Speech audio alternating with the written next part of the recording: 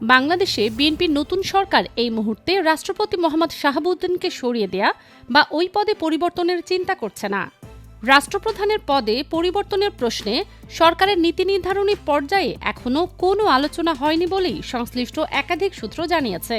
তবে 12 ফেব্রুয়ারি অনুষ্ঠিত জাতীয় সংসদ নির্বাচনে বড় বিজয় নিয়ে বিএনপি সরকার গঠনের পর থেকেই রাষ্ট্রপতি পরিবর্তনের প্রশ্নে রাজনৈতিক অঙ্গনে নানা আলোচনা শুরু হয়েছে। এমনকি বিএনপির কারা রাষ্ট্রপতি হতে পারেন এমন অনেক নামও বিভিন্ন সংবাদ মাধ্যমে ঘুরছে। সামাজিক যোগাযোগ মাধ্যমেও এই নিয়ে চলছে নানা আলোচনা।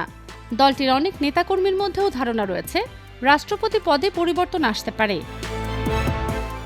যদিও বিএনপির নীতি নির্ধারণী পর্যায়ের একাধিক নেতা জানিয়েছেন বর্তমান রাষ্ট্রপতির মেয়াদের এখনও অনেকটা সময় বাকি রয়েছে।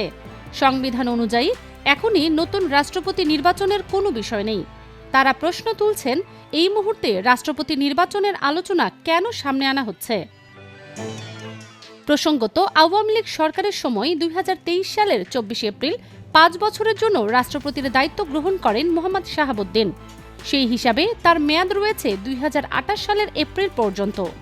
সংবিধান বিশেষজ্ঞরা বলছেন, তিনি যদি নিজে থেকে পদত্যাগ না করেন কিংবা সংসদের মাধ্যমে অভিশংসনের মুখে অপসারিত না হন, তাহলে নতুন রাষ্ট্রপতি নির্বাচনের আইনগত সুযোগ নেই।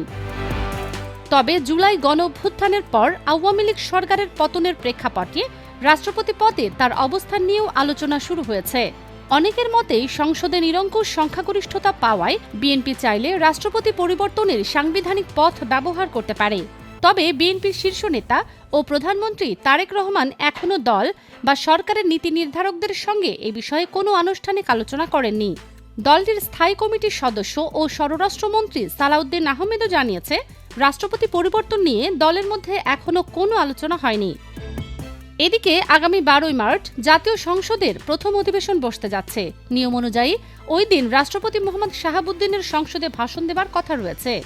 যদিও জাতীয় নাগরিক পার্টি এনসিপি সহ কয়েকটি দল এ ভাষণের বিরোধিতা করছে, তবু বিএনপি সরকারের পক্ষ থেকে রাষ্ট্রপতির ভাষণের প্রস্তুতি ইতিমধ্যেই সম্পন্ন করা হয়েছে।